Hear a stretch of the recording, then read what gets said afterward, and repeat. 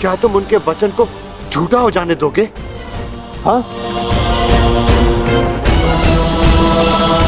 उत्तर दो भीम, कैसे परास्त करोगे दुर्योधन को? जोड़ पर से प्रत्येक वस्तु दुर्बल होती है धर्मराज। दुर्योधन की जंघा और उसकी कमर का जोड़ अभी भी मानविक है।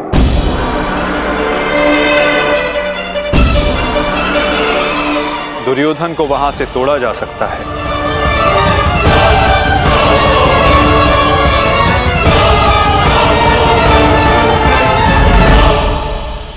परंतु यह अधर्म होगा माधव। इस समय धर्म की मांग, कदाचित यही अधर्म है धर्मराज। दुर्योधन का अंत धर्म की मांग है।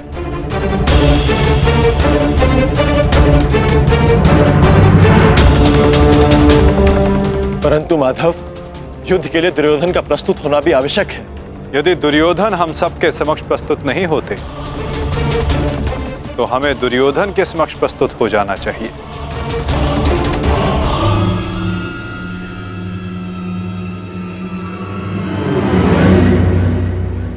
शिविर के भीतर जाने का समय आ गया है।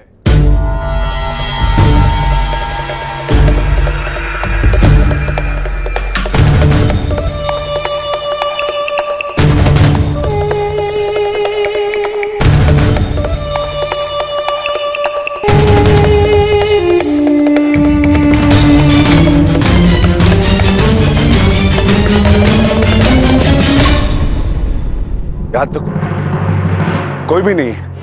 मैं भी दूसरे कक्ष में जाकर देखता हूँ। मैं भी तुम्हारे साथ चलता हूँ नकुल। मैं उस ओर देखता हूँ।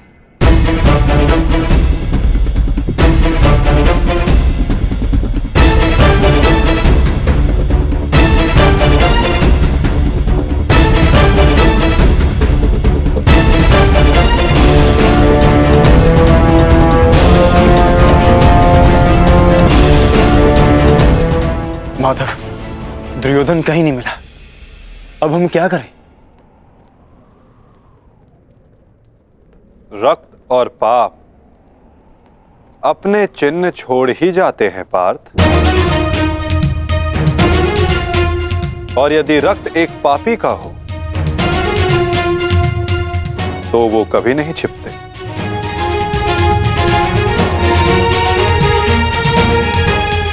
उधर देखो पार्थ।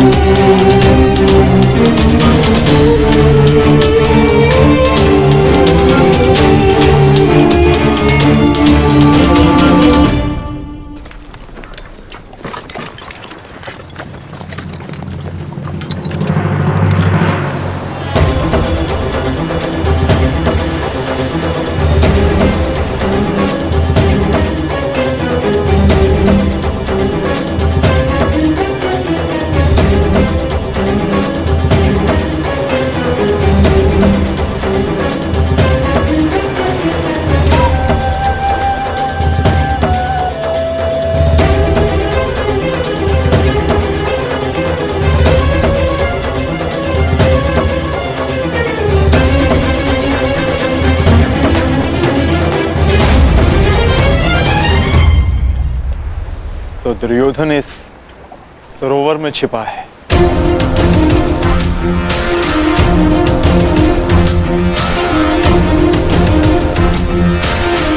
आवाहन दो विकोदर।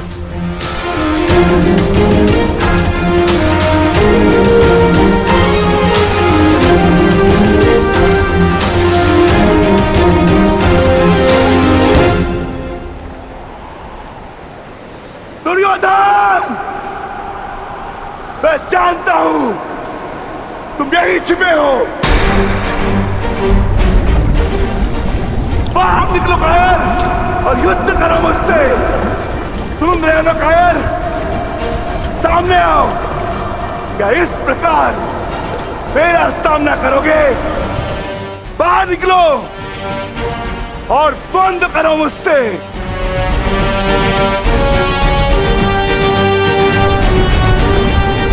आज तुम्हारे मामा श्री तुम्हारा साथ छोड़कर चले गए और शीघ्र ही मैं तुम्हें उनके पास भेज दूंगा।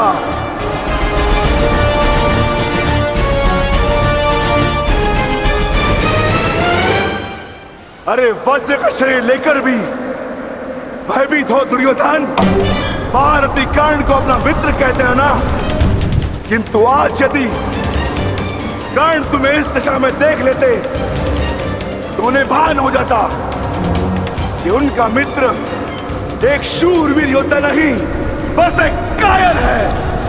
और उन्हें लज्जा आएगी उस क्षण पर जिस क्षण उन्होंने तुम्हारा साथ देने का निर्णय किया।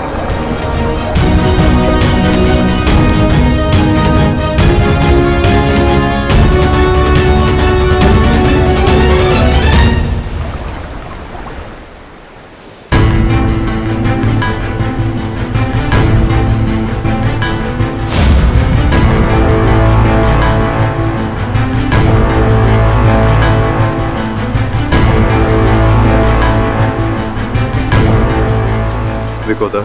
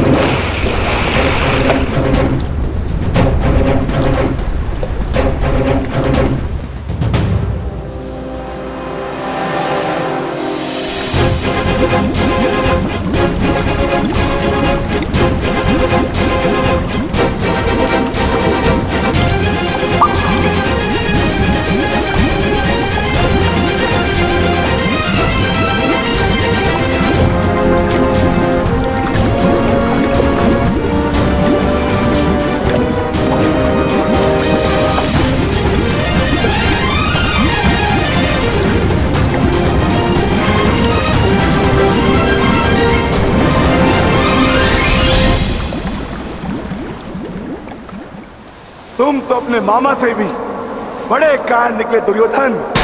विश्वास नहीं होता कि तुम वही दुर्योधन हो जिसे ज्येष्ठ कर्ण हस्तिनापुर का महाराज बनाना चाहते थे। मेरा चयन बिल्कुल ठीक था। दुर्योधन तुमसे बेहतर राजा होगा।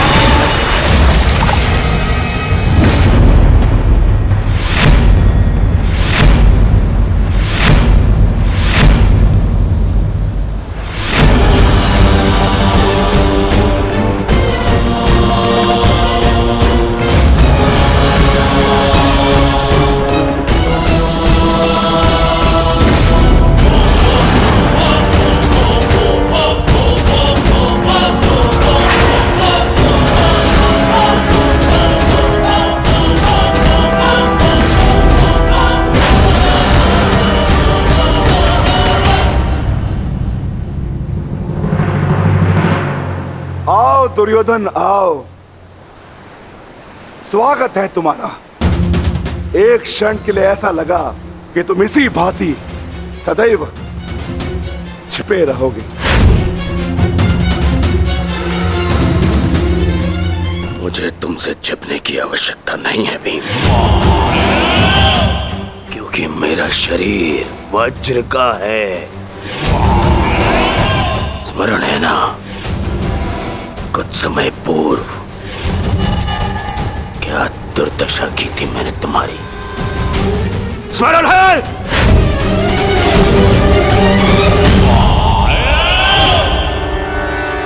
दुर्योधन सत्य कह रहे हैं विकोदर। दुर्योधन छिप नहीं रहे थे, वो तो जल साधना में लीन थे। ये तैयारी तो युद्ध से पहले की थी दुर्योधन, है ना?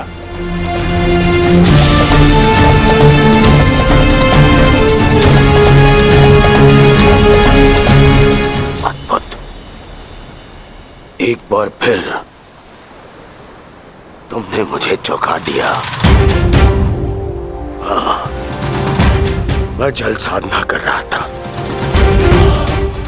जो मेरे गुरु बलराम ने मुझे सिखाया है।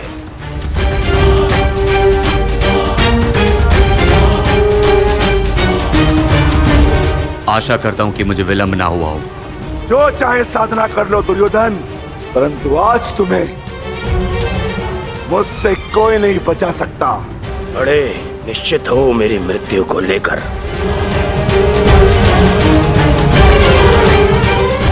आज क्या कोई नया छल लाए हो मेरे लिए? हाँ, कोई छल नहीं होगा, युद्ध करो। उन्हें सोचा नहीं कि कैसे पांडव एक एक करके तुमसे युद्ध कर रहे थे। यही उस वासुदेव कृष्ण की नीति है कि तुम्हें थकाकर तुम्हें निशस्त्र कर दे। ठीक है, युद्ध होगा, परंतु एक बार में एक ही से होगा, और उससे होगा जिससे मैं चाहूंगा।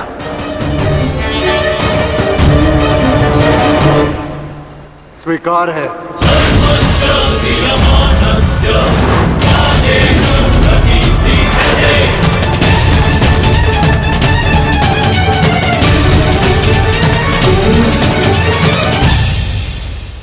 किंतु दुर्योधन, प्रश्न ये उठता है कि तुम युद्ध किससे करोगे? नकुल सहदेव से?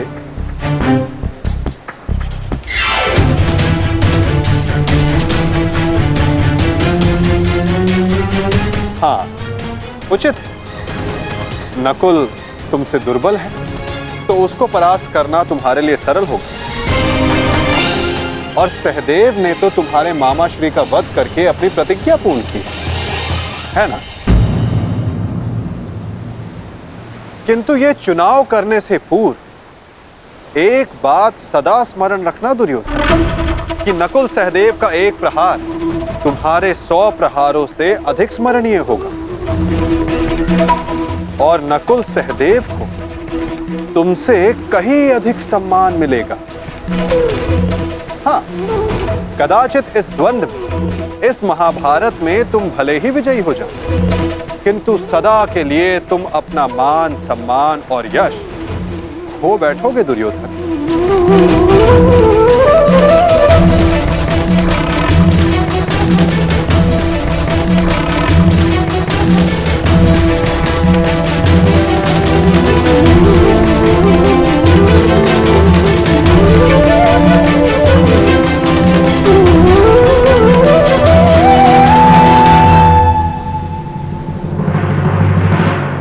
या तुम अर्जुन का चुनाव करोगे,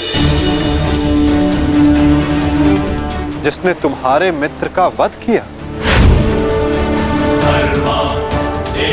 किंतु फिर प्रश्न ये उठता है कि तुम धनुर्युद्ध चुनते हो या गदा युद्ध। यदि तुमने धनुर्युद्ध चुना तो तुम अर्जुन के समक्ष क्षण भर के लिए नहीं टिक पाओगे।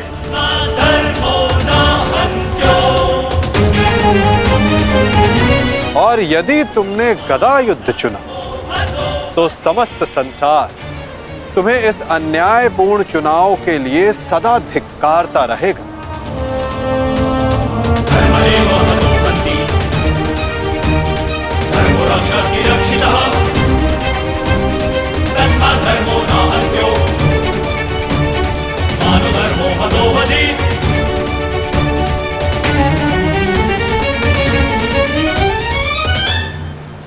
हाँ, युधिष्ठिर को द्वंद्व के लिए ललकारना ये अवश्य बुद्धिमानी हो,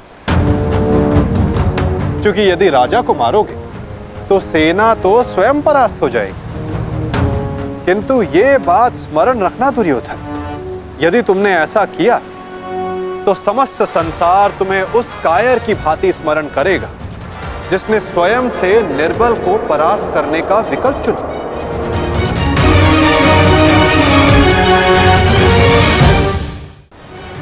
अब चुनाव तुम्हारा है दुर्योधन।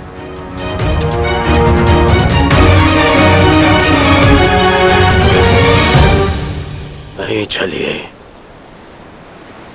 ये फिर तुम्हारा कोई छल है। मेरा चुनाव केवल वो होगा जिसकी मृत्यु मेरे 99 भाइयों के लिए श्रद्धांजलि होगी। परिणाम चाहे जो भी हो, दुर्योधन केवल एक महान योद्धा के रूप में जाना और पहचाना जाएगा।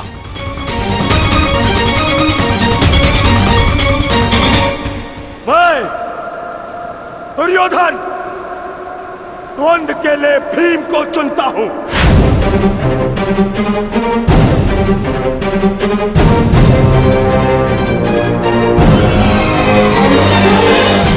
और इसे मारने के पश्चात मैं एक एक करके बाकी चारों भाइयों को मारूंगा। ये मेरा वचन है।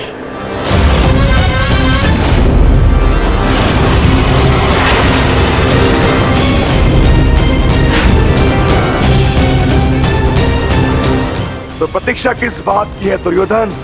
अब समय ही बताएगा कि तुम मुझे मारकर अपने 99 भाइयों को श्रद्धांजलि दोगे या मैं तुम्हें उनके पास पहुंचा दूंगा।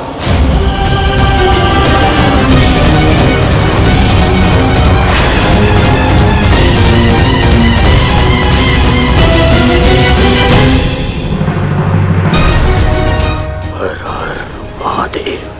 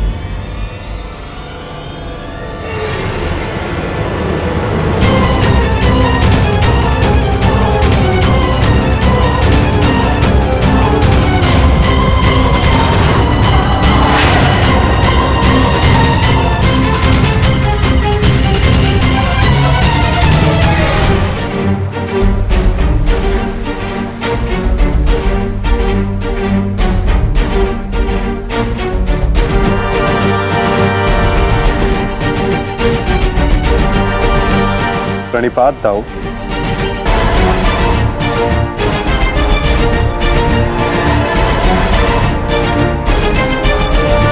प्रणिपात गुरुदेव।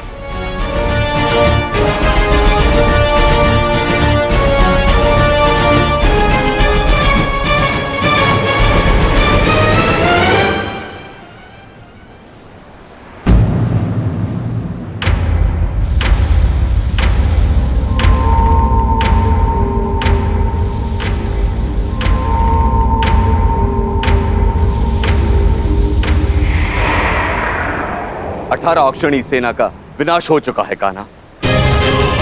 आर्यव्रत के सभी महारथी काल के गाल में समा चुके हैं। अब और कितनी आहुति दी जाएगी इस युद्ध में कान्हा? उत्तर दो। बंद करो ये विनाश, बंद करो ये महाभारत अब।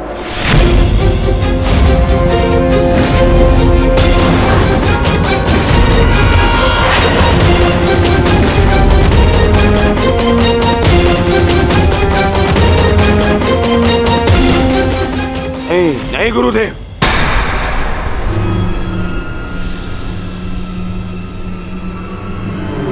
मैं इतना कुछ खो चुका हूं कि अब जब तक मेरा प्रतिशोध पूर्ण ना हो जाए ये युद्ध समाप्त नहीं हो सकता।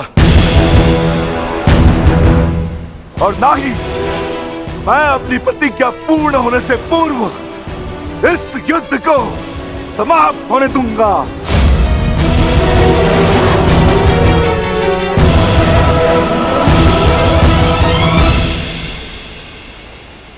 तुमने जो प्रतिज्ञा दुर्योधन के लिए ली है, अब उसका पूर्ण होना असंभव है।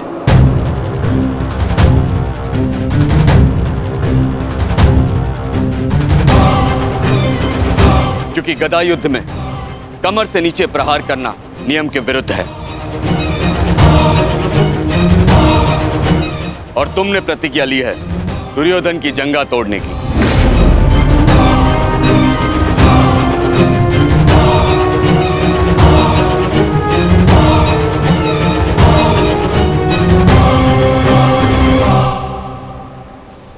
कैसी अनीति दाऊ! महामहिम भीष्म के बाणों की शैया पर जाने के पश्चात इस युद्ध में कोई नीति शेष नहीं रही दाऊ। और फिर आपने तो स्वयं को इस युद्ध से विमुख रखा था ना। आप इस युद्ध में भाग नहीं ले सकते दाऊ।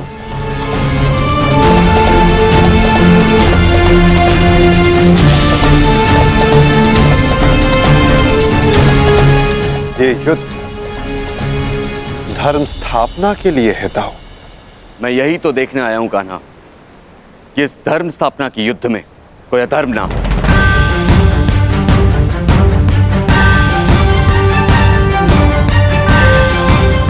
निश्चित रूप से मैं इस युद्ध में सम्मिलित नहीं होऊंगा, परंतु शरणागत की पुकार सुनना मेरा धर्म है। मैं नहीं चाहता कि कल को संसार ये कहे कि यदुवंश के कान्हा के होते हुए अधर्म हुआ।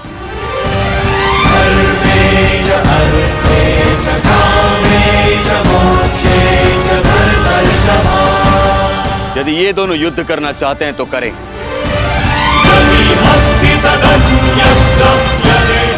इस युद्ध का निर्णायक मैं बनूंगा।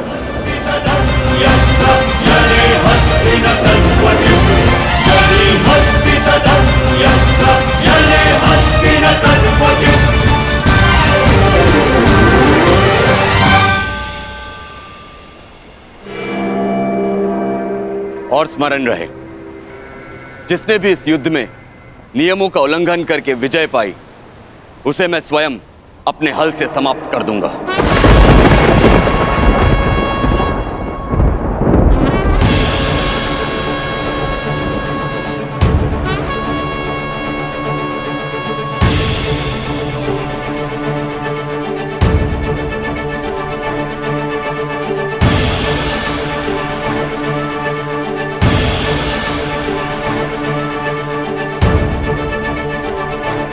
नियम वही होंगे जो गदा युद्ध में लागू होते हैं।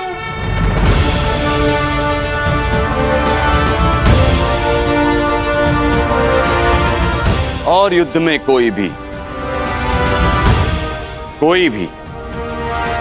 योद्धाओं के मध्य नहीं आ सकेगा।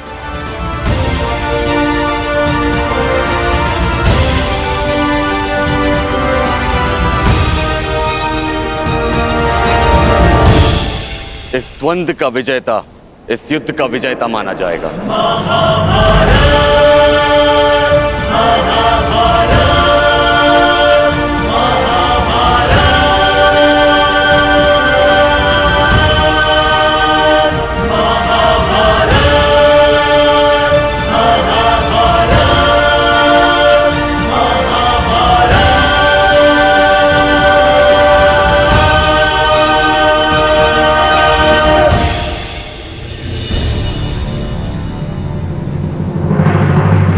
अब धर्म स्थापना का भार तुम्हारे कंधों पर है विकोदर।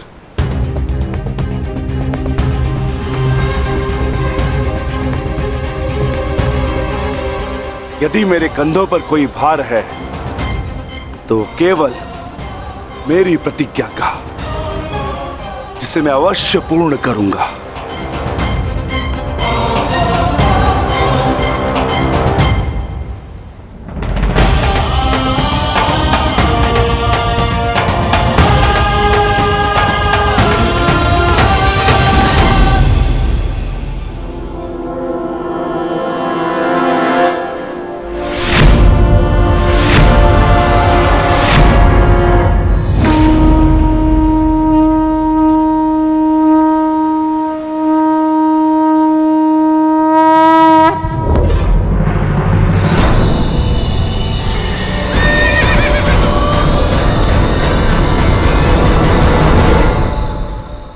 युद्ध प्रारंभ करो।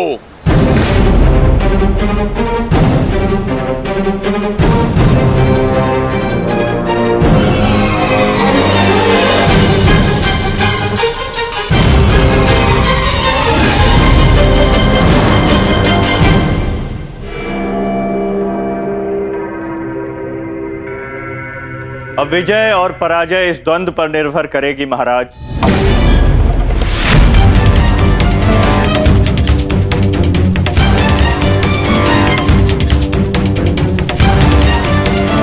एक ओर प्रतिशोध है तो दूसरी ओर प्रतिज्ञा।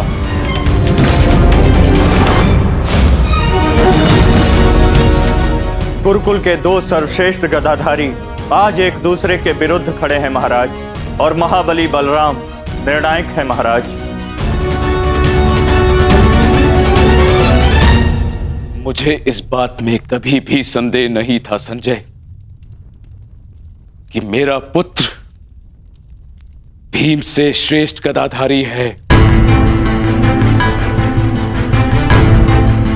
मुझे पूर्ण विश्वास है कि मेरा पुत्र भीम को अवश्य परास्त करेगा।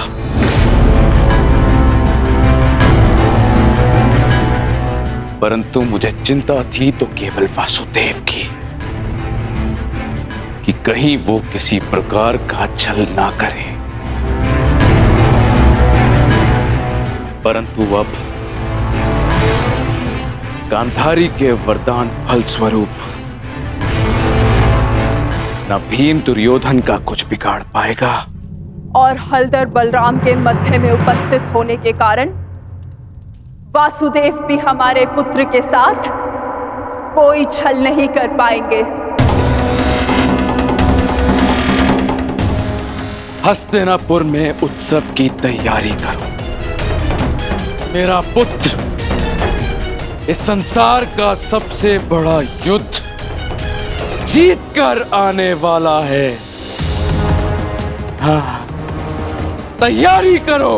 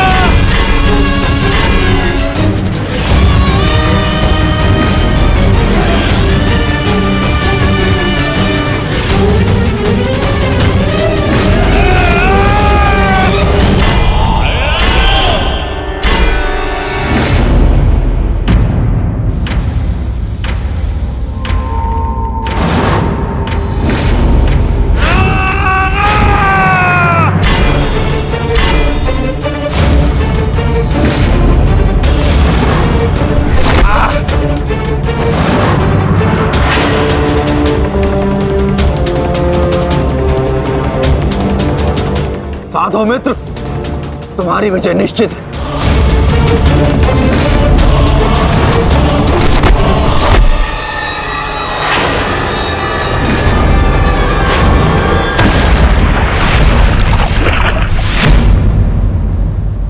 माधव, यदि ऐसा ही चलता रहा तो भीम दुर्योधन के आगे अधिक समय तक टिक नहीं पाएगा। ये द्वंद्व पूर्ण रूप से दुर्योधन के पक्ष में है।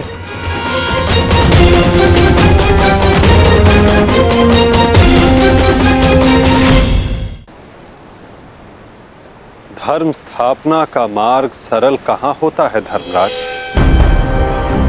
उसमें अनेकों कांटे होते हैं, अनेकों ठोकरें होती हैं, अनेकों आघात होते हैं। महाबली बलराम अब इस युद्ध के निर्णायक हैं। युद्ध का परिणाम इस द्वंद्व पर निर्भर है।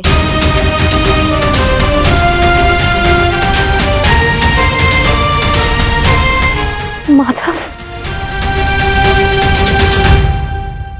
आप क्या यूं ही देखते रहेंगे?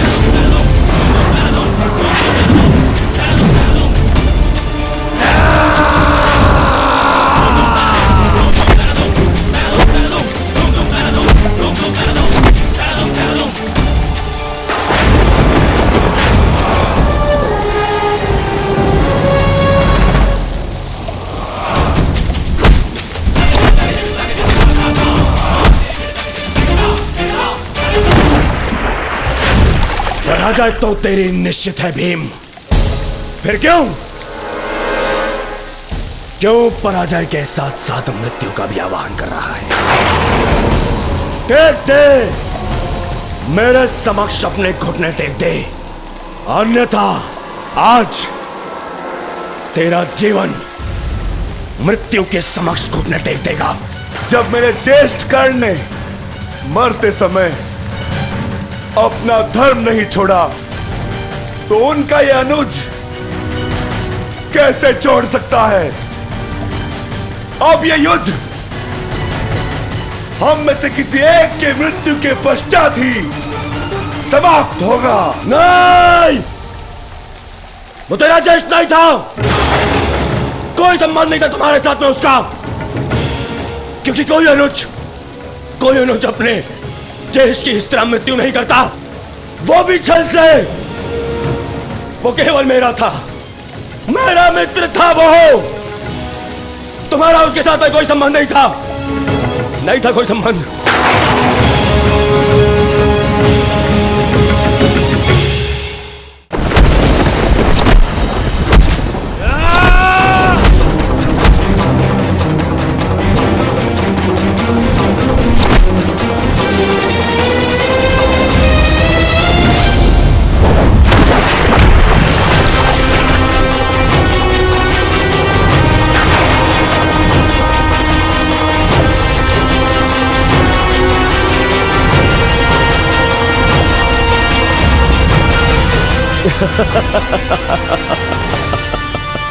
क्यों पांडवों, आनंद आ रहा है?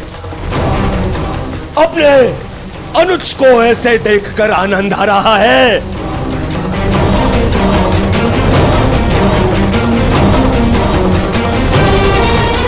इसी के सहारे इस युद्ध में विजय प्राप्त करने का स्वप्न देखा था ना तुम लोगों ने? ऐसा दिलाएगा ये तुम्हें विजय? हाँ, देखो कैसे मेरी लाचार, धरती की गोद में धसा हुआ है ये।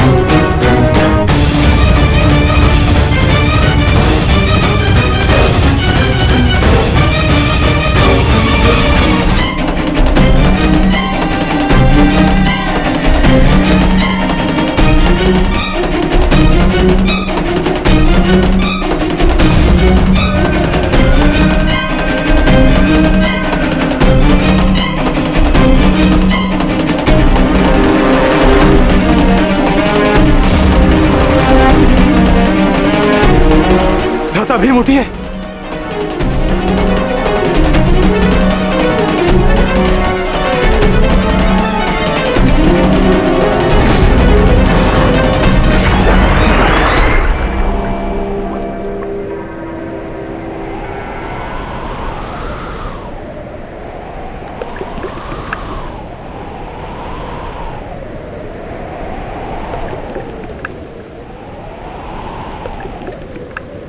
उठिए भ्राता भीम, उठिए भ्राता भीम, उठिए भ्राता भीम।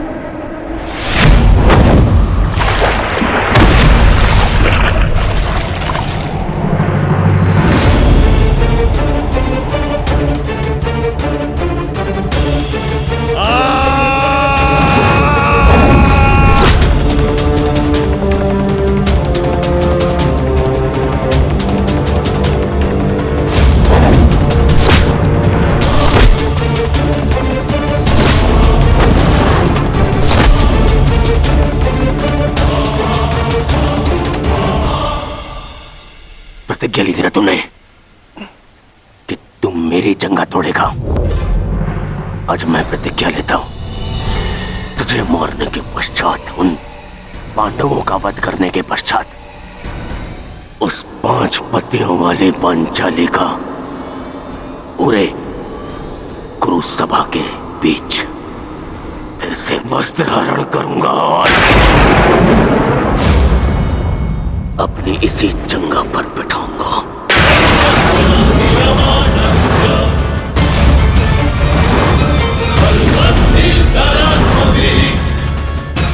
ये श्रद्धांजलि है मेरे 99 भाइयों के लिए।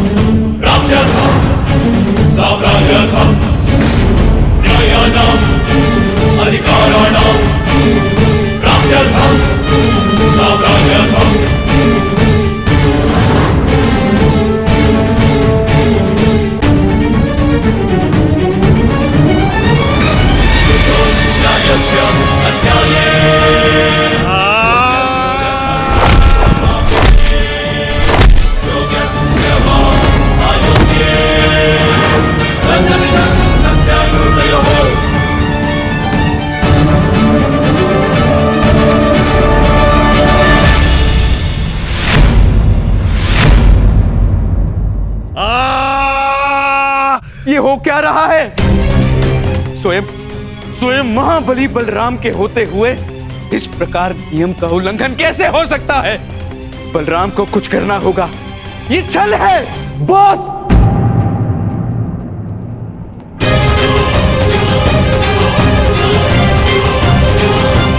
नियम भंग हुआ है।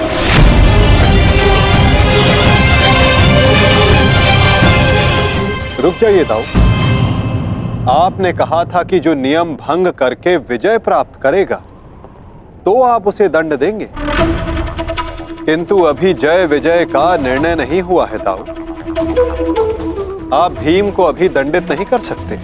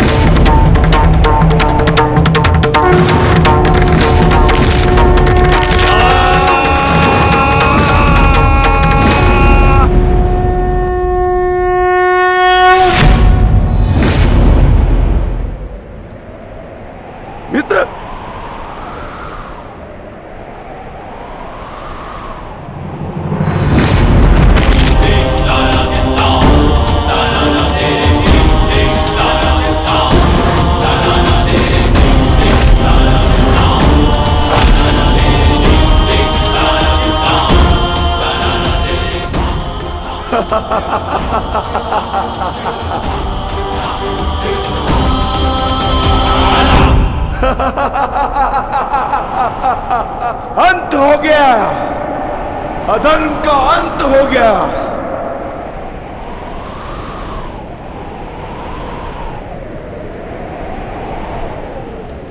ज्येष्ठ, पांचाली से कहना मैंने अपनी प्रतिज्ञा पूर्ण कर ली।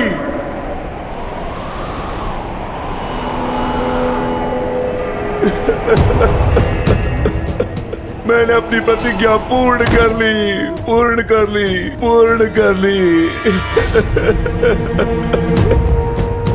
ये 100 हाथी के बल वाला भीम 100 भ्राताओं का हत्यारा बन बैठा।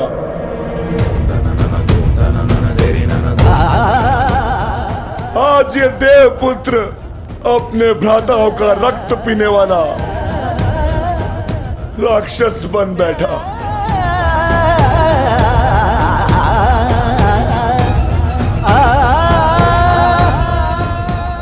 मैंने अपनी प्रतिज्ञा पूर्ण कर ली पांचाली।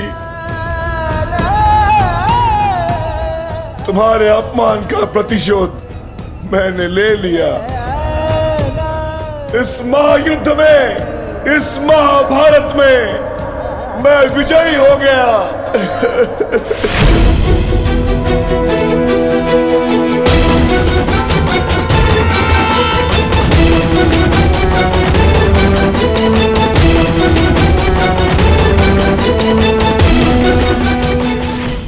इस महायुद्ध में, इस महाभारत में मैं विजयी हो गया। परंतु आज स्वयं को हार गया ये वृकोदर भीम। हार गया ये वृकोदर भीम।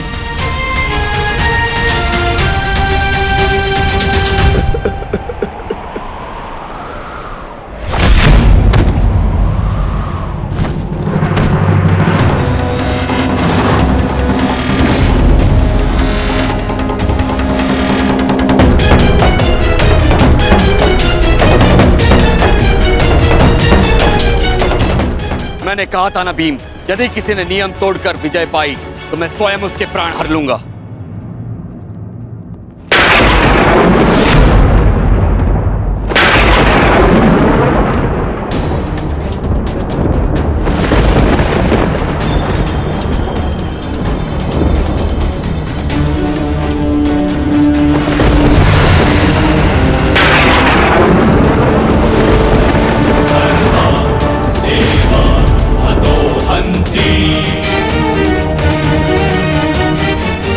तुमने दुर्योधन की जंगा पर प्रहार करके द्वंद का नियम तोड़ा है भीम। अब मैं तुम्हें जीवित नहीं छोड़ूंगा। धर्म स्थापना के लिए यह आवश्यक था और मेरी प्रतिज्ञा पूर्ण होने के लिए भी। माधव ने मुझे मार्ग दिखाया, परंतु यदि माधव के ज्येष्ठ मुझे यम के मार्ग पर भेजना चाहते हैं तो मैं उसके लिए भी सच्चा हूं। श्री बलराम। बलराम, अंत कर दो इस दुष्ट का। ये हत्यारा है। इसने मेरे 100 पुत्रों की निर्दयता से हत्या की है। जिन पांडवों ने मेरे वंश के वृक्ष की जड़ों को काटा है, काट डालो उनके वंश के वृक्षों को। ये क्या अनर्थ हो गया महादेव। आपके दिए गए वरदान के पश्चात भी ये माता अपने पुत्र, अपने दुर्योधन को उस कृष्णा के छल से नहीं बचा पाए। ये कैसा न्याय है आपका। इसने 100 पुत्रों के गर्वित पिता को पुत्रहीन कर दिया। इसने एक अंधे के सभी स्वप्नों को अंधकार में डाल दिया।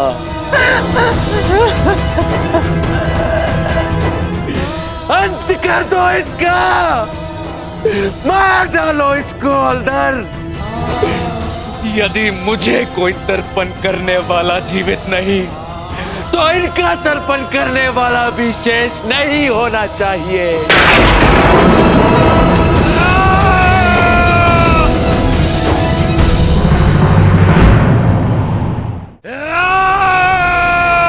एक क्षण रुक जाइए दाऊद।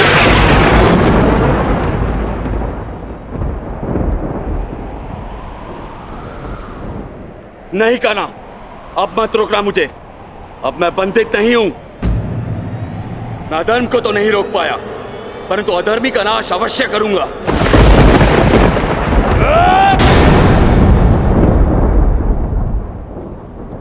किंतु अधर्म कहां हुआ है दाऊ?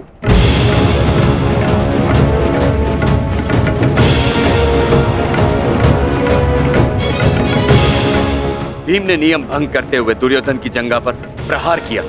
क्या यह धर्म नहीं?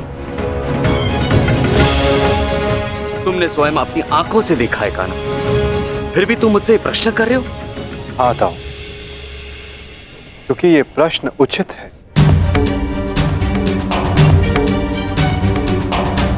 माना कि गदा युद्ध में कमर से नीचे प्रहार करना गदा युद्ध के नियमों के विरुद्ध है, परंतु गदा युद्ध तो तभी समाप्त हो गया था दाऊ, जब दुर्योधन ने भीम के हाथों से गदा गिरा दिया था। किंतु उसके पश्चात क्रोध के कारण दुर्योधन निहत्थे भीम पर निरंतर गदा से प्रहार करते रहे। क्या यह उचित था दाऊ?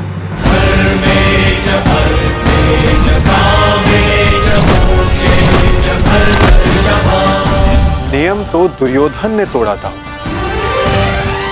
विकोदर भीम ने तो केवल आत्मरक्षा का प्रयास किया था, जिसके कारण विकोदर को विवश होकर दुर्योधन की जंघा पर प्रहार करना पड़ा।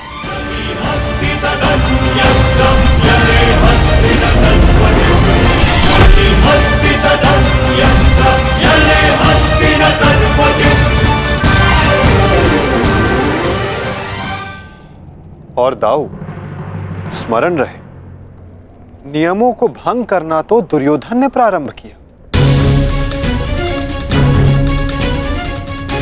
दाऊ, जब दो योद्धा आपस में युद्ध करते हैं तो वो एक दूसरे को उकसाते हैं, किंतु किसी की कुल वधू का मान मध्य में लाना और उसका अपमान करना क्षमा योग्य नहीं होता है दाऊ। आप क्या चाहते थे दाऊ? कि दुर्योधन इस युद्ध में विजयी हो जाए और पांचाली को अपनी जंघा पर बैठा?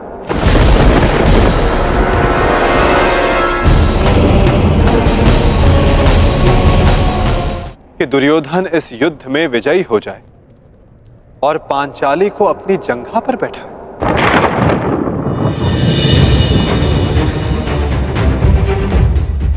क्या ये नियम होता? क्या ये धर्म होता दाऊ?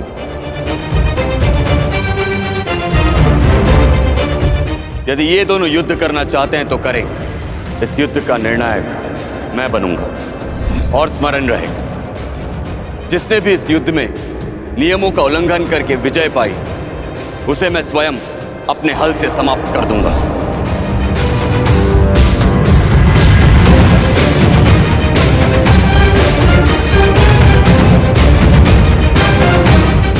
जो हुआ था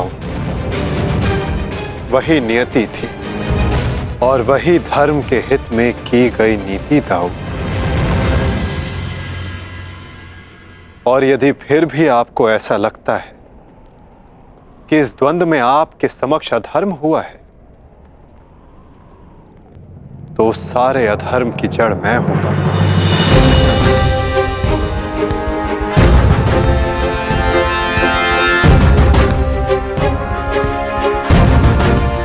तो पहले मेरा संहार कीजिए दाऊ। मैं इस दंड के लिए प्रस्तुत हूं।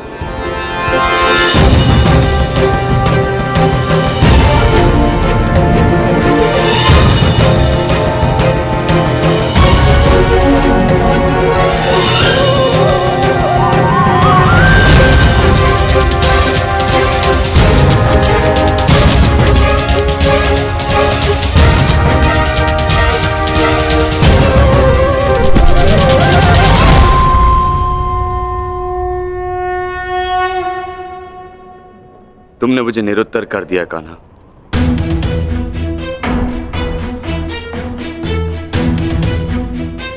परंतु निराश मैं अभी भी हूं। भले ही दुर्योधन हार गया, परंतु मेरी दृष्टि में आज भी वो मेरे पश्चात संसार का सर्वश्रेष्ठ गदाधारी रहेगा।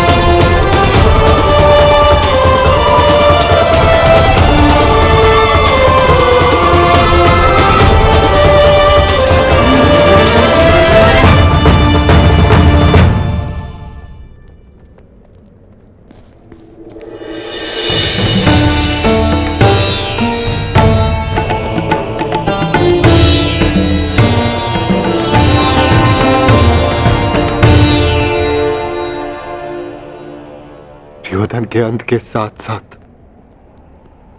इस युद्ध का भी अंत हुआ वासुदेव। हम विजयी हुए। धर्म ने आज पुनः अधर्म पर विजयी पा ली। युद्ध समाप्त हो चुका है। चलिए सब शिविर की ओर चलते हैं।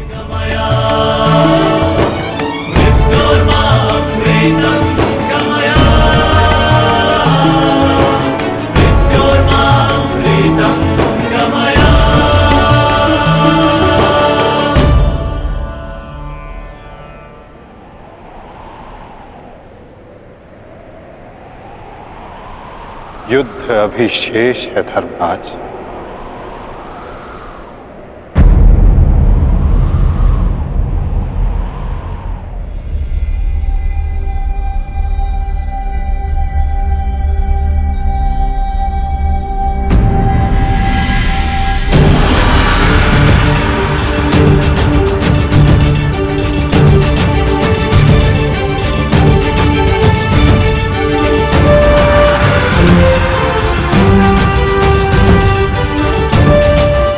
पांचाली तुम सबकी प्रतीक्षा कर रही है। जाओ।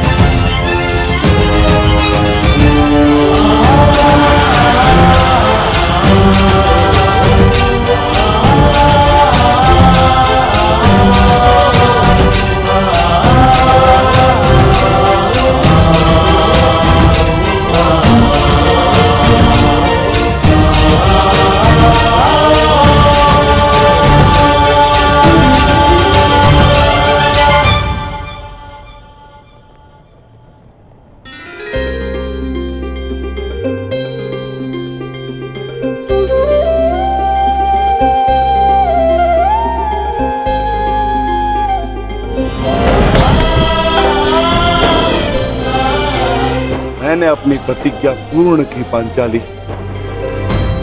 वचन के अनुसार मैंने 100 कौरवों का वध कर दिया।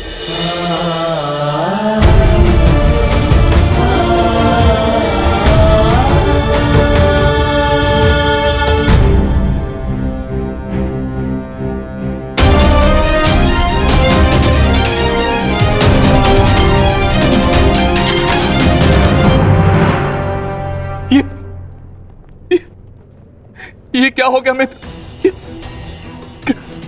कृतवर्मा, देखो देखो मेरे मित्र की क्या दशा कर दी उन्होंने। ये सब उस वासुदेव का किया है।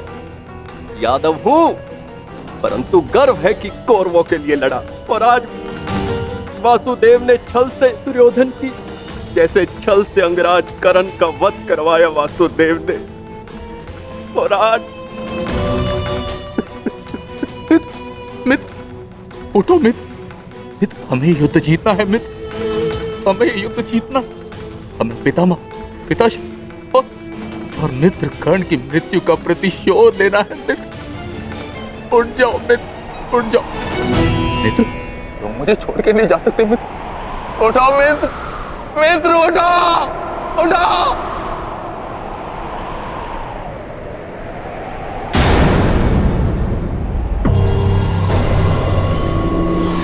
नहीं अश्वत्थामा, हम ये युद्ध हारे नहीं हैं अभी।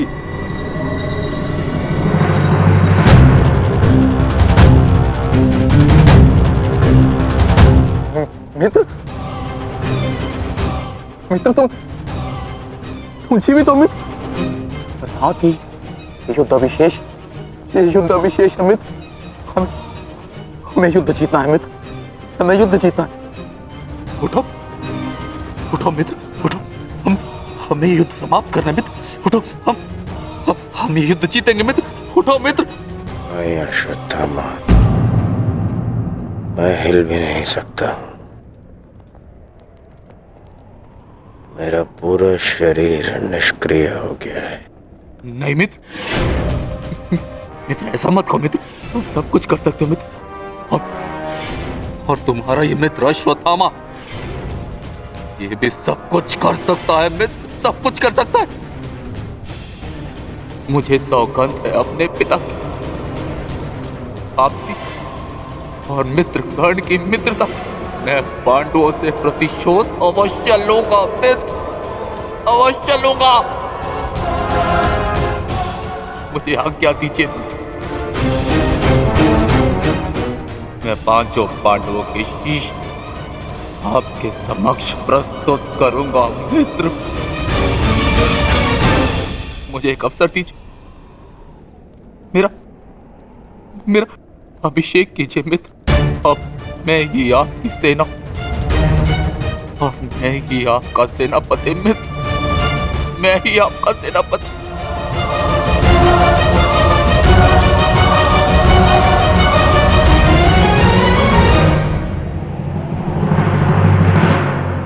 जाओ अश्वत्थामा, जाओ और मेरा प्रतिशोध लेकर आओ।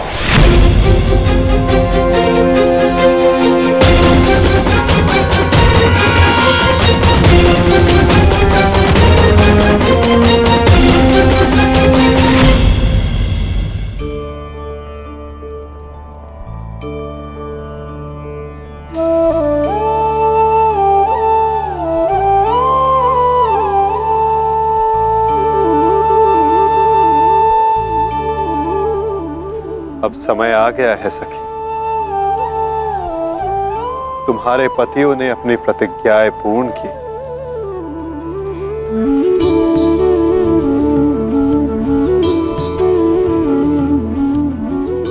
अब तुम अपना सम्मान वेश धारण कर सकती हो, चूड़ामणि धारण कर लो सखी।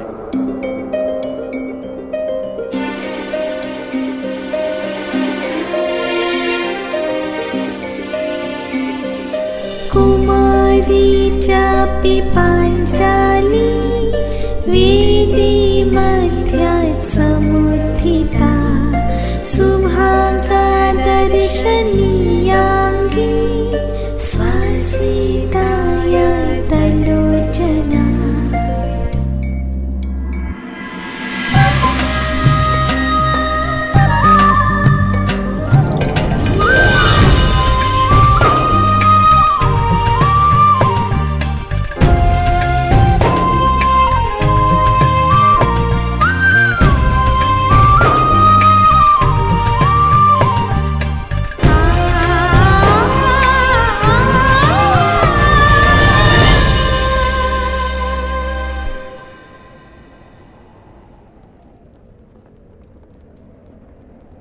चलिए ज्येष्ठ, अब हमें चलना चाहिए।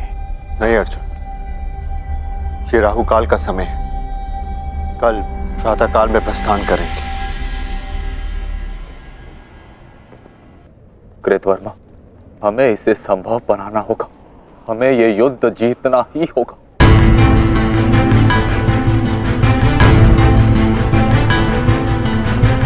मैंने मित्र दुर्योधन को वचन दिया और मैं इसे पूर्ण करके रहूंगा। किंतु योजना क्या है? योजना है मेरे पास।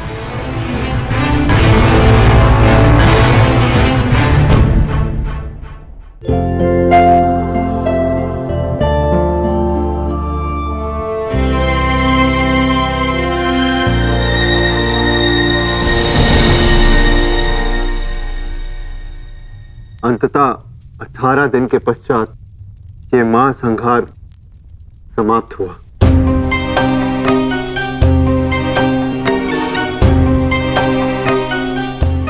युद्ध भूमि को त्यागने से पूर्व युद्ध को संपूर्ण नहीं समझा जाता धर्मराज।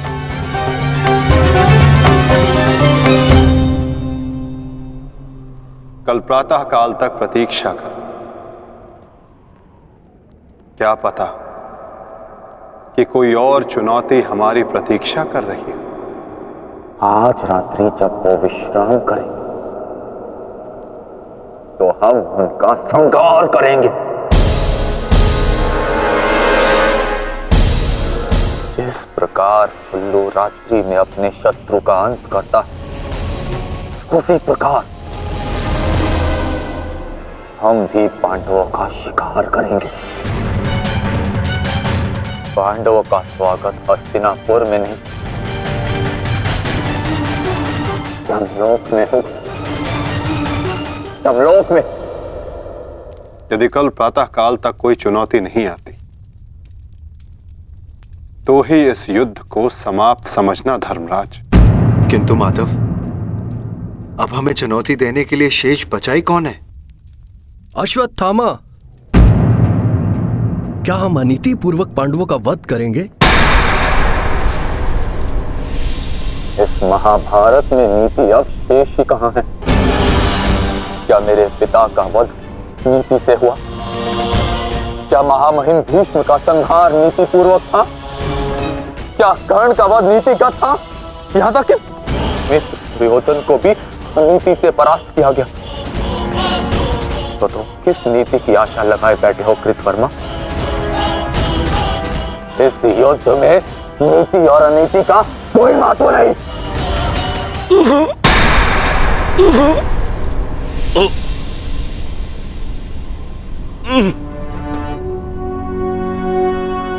महत्व है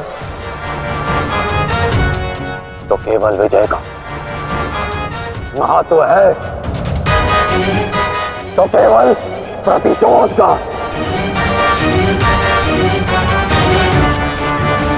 विजय पाने का केवल एक ही मार्ग है, आक्रमण। और वो भी तब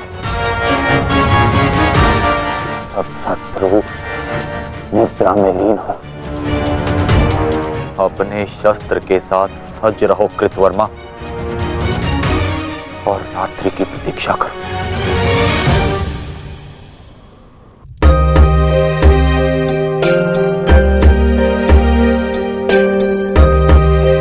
इस युद्ध में तुम सबके योगदान से हम गर्वित हैं पुत्र। इस युद्ध में तुम सबका प्रदर्शन प्रशंसनीय था। युद्ध अब समाप्त हो चुका है और भोजन के पश्चात तुम सबको विश्राम करना चाहिए। पुत्र ही क्यों, उनके पिता भी निश्चित होकर विश्राम करेंगे।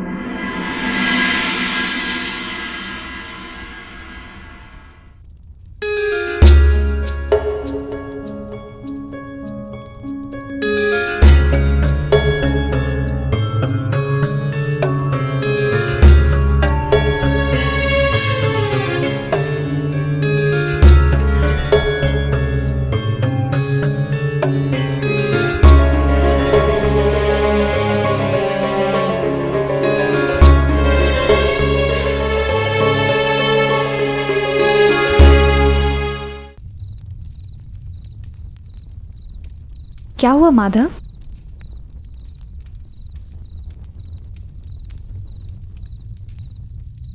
एक अग्नि की चिंगारी बुझते बुझते भी कुछ ना कुछ भस्म करने का सामर्थ्य रखती है सखी।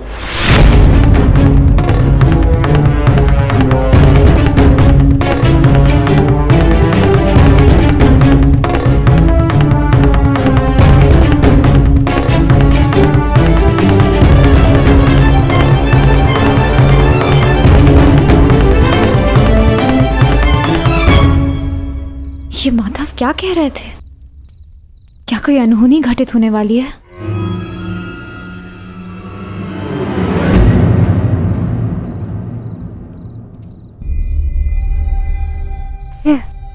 क्या हुआ पांचाली? इतनी विचलित क्यों हो? आर्य, माधव की बातों से ऐसा प्रतीत हो रहा था जैसे ये युद्ध अभी समाप्त नहीं हुआ है। कुछ शेष है जो हमें हानि पहुंचाने के लिए सज्ज है।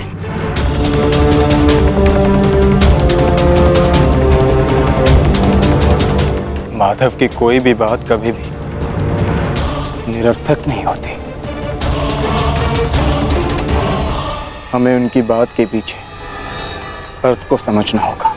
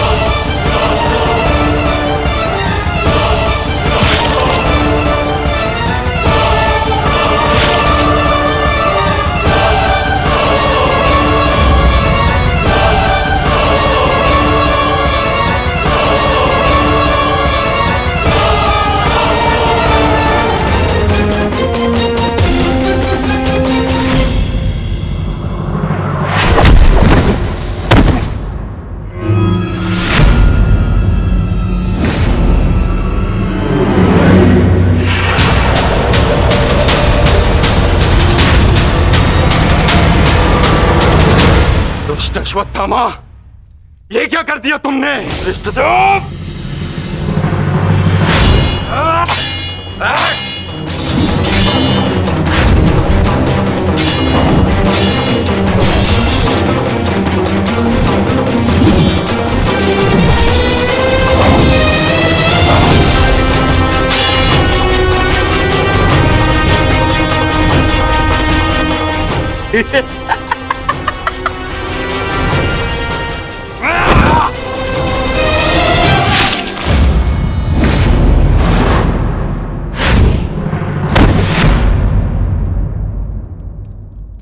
ये छटपटाहट जो आज तुम अनुभव कर रहे हो धृष्टद्युम्न, मैंने भी ये छटपटाहट अनुभव की थी।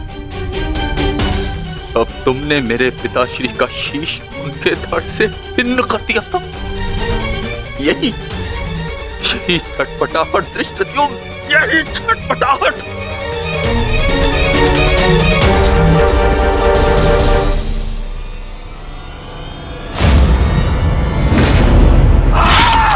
धृष्टद्युम्न, हटो हटाओ।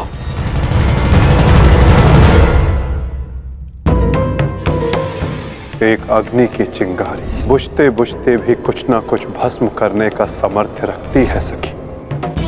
माधव की कोई भी बात कभी भी निरर्थक नहीं होती।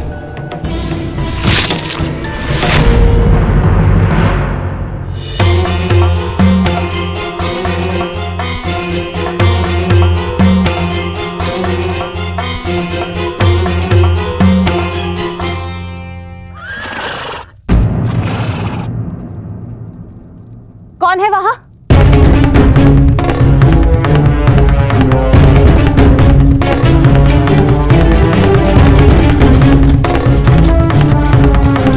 कौन है?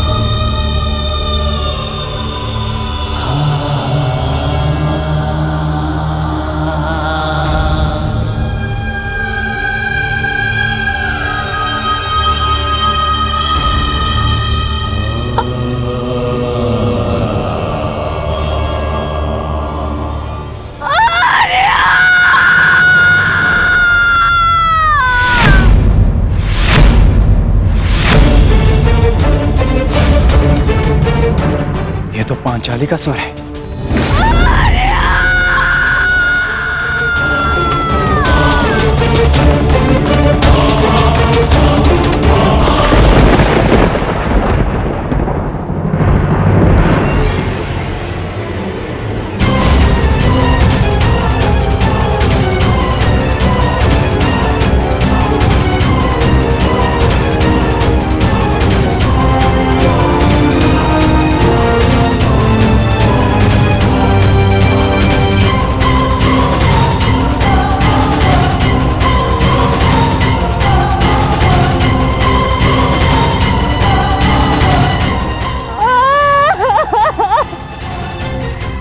ये सब क्या हो गया? पुत्रो!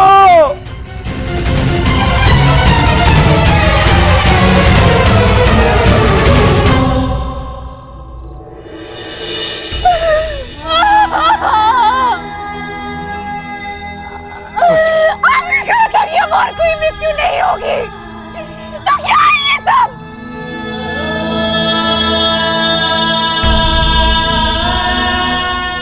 आपने कहा था कि युद्ध समाप्त हो चुका है,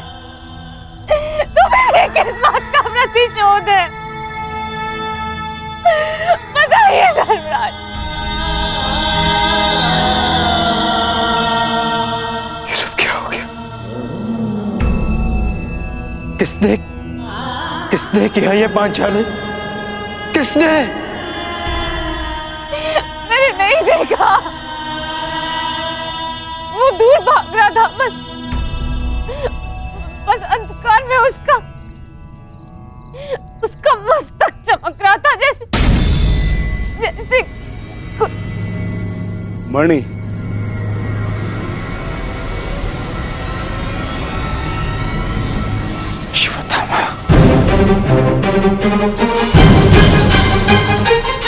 अश्वत्थामा!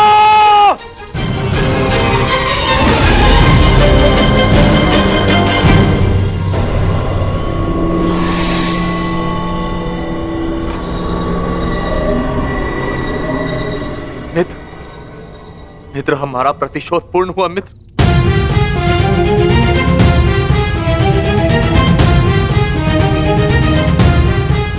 मित्र, उठो मित्र, हम जीत गए मित्र।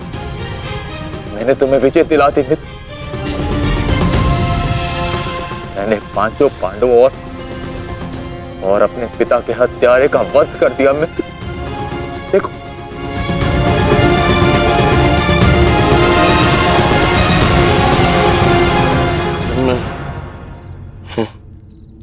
मैं उनका शीश देखना चाहता हूँ।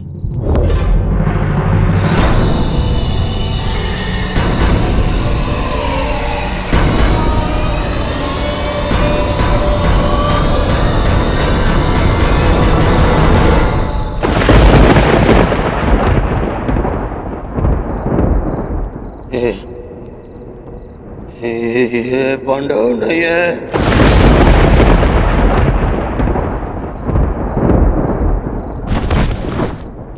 ये क्या किया मूर्ख? ये क्या कर दिया तुमने? ये पांडव नहीं है,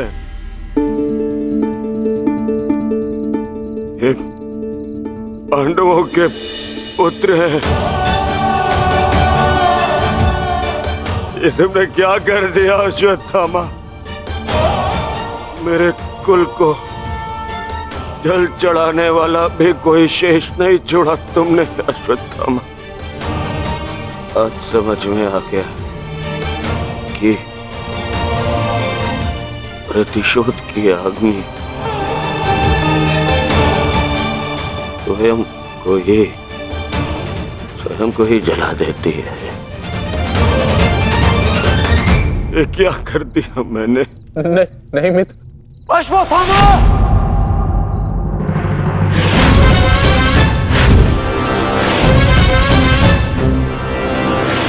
ये तुम्हारा निर्णय था अश्वत्थामा। मेरे लिए तो युद्ध समाप्त हो गया था। अब इस संकट को तुम ही झेलो।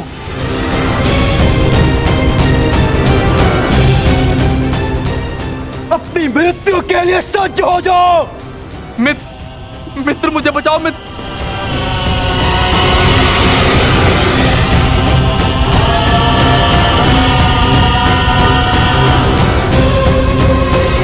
अश्वत्थामा!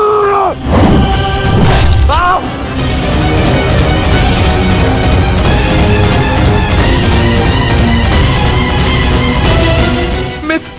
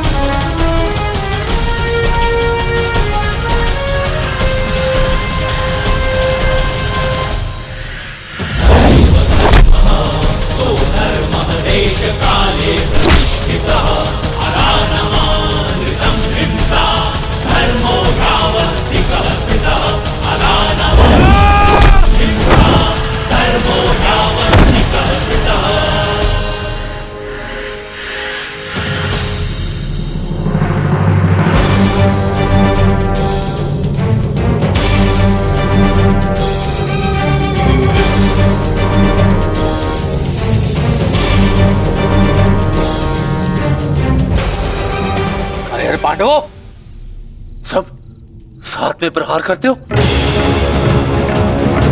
अगर साहस है तो एक एक करके आओ, एक एक करके आओ।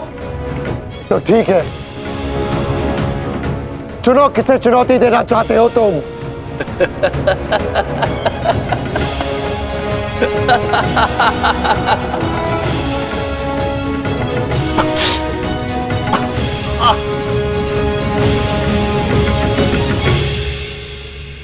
मैं धनुर्धारी हूं, इसलिए धनुर्धारी अर्जुन को चुनौती देता हूं।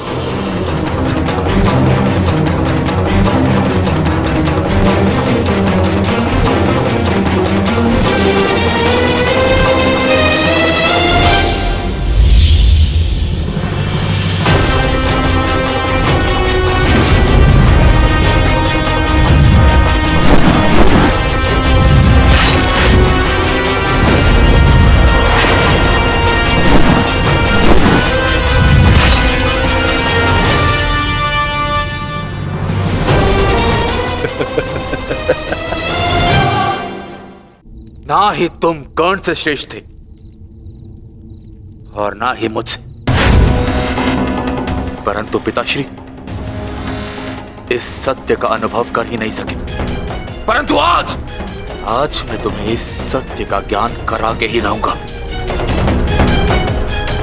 आज मैं वो कर दिखाऊंगा जो मित्र कर्ण भी ना कर सका, क्योंकि ना तो मुझ पे किसी श्राप की छाया है और ना ही किसी दायित्व का भार। मेरा केवल एक ही उद्देश्य है, प्रतिशोध। प्रतिशोध।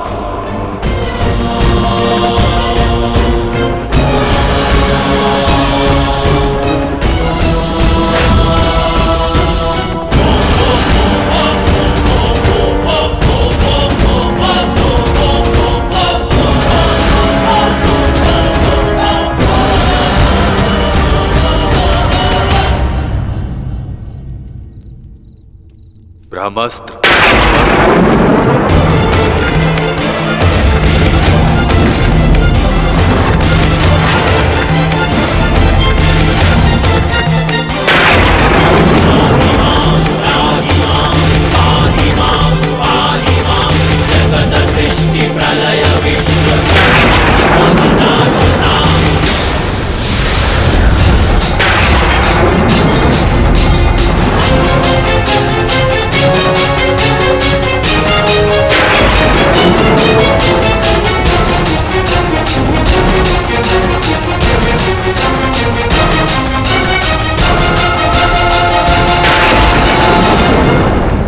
तुम्हें क्या लगता है कि ब्रह्मास्त्र ज्ञान केवल तुम्हें है?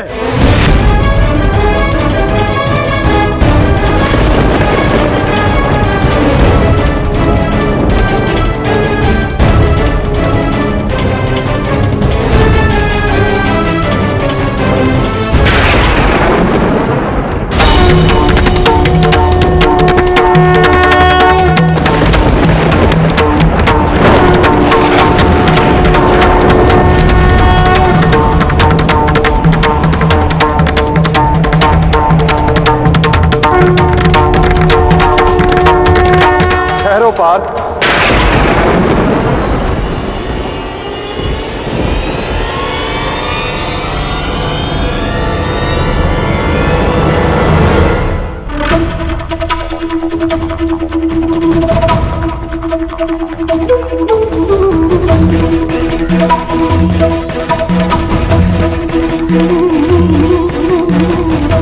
पार्थ, यदि दो ब्रह्मास्त्र आपस में टकराए तो ये धारा जीवन विहीन हो जाए।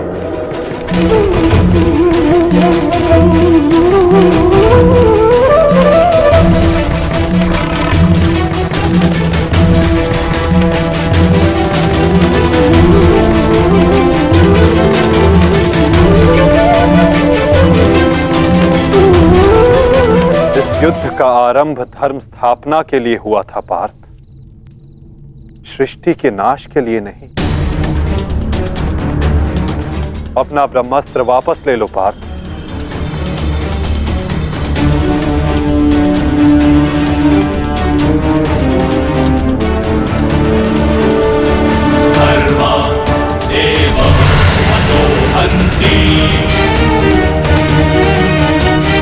धर्मो रक्षति रक्षितः तस्मात् धर्मो न हन्त्यो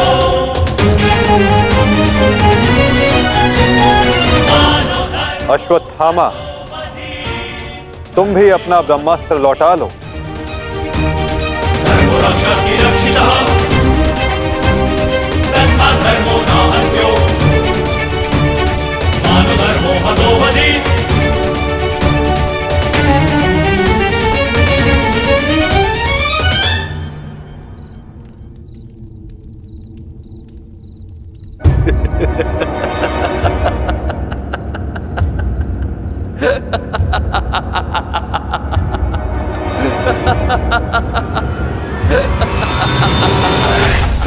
मुझे लगता था कि मेरे पिताश्री सबसे अधिक प्रेम मुझसे करते, अपने पुत्र से,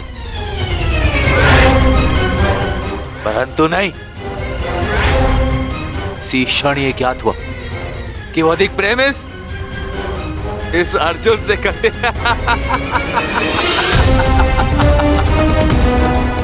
कदाचित इसीलिए उन्होंने अर्जुन को ब्रह्मास्त्र वापस लेने का मंत्र सिखाया, परंतु मुझे, अपने पुत्र अश्वत्थामा को नहीं।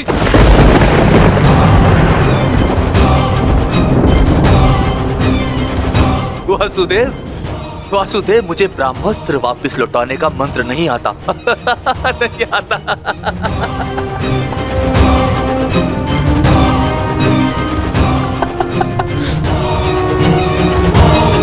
इसीलिए अब मुझे इस ब्रह्मास्त्र का संधान करना ही होगा। परंतु नियम अनुसार तुम उस पर ब्रह्मास्त्र का संधान नहीं कर सकते जिसने तुम पर से साधा हुआ ब्रह्मास्त्र लौटा लिया हो अश्वत्थामा। अब तुम इस अस्त्र का संधान अर्जुन पर नहीं कर सकते अश्वत्थामा। तुम्हें इसका संधान अब किसी और दिशा में करना होगा।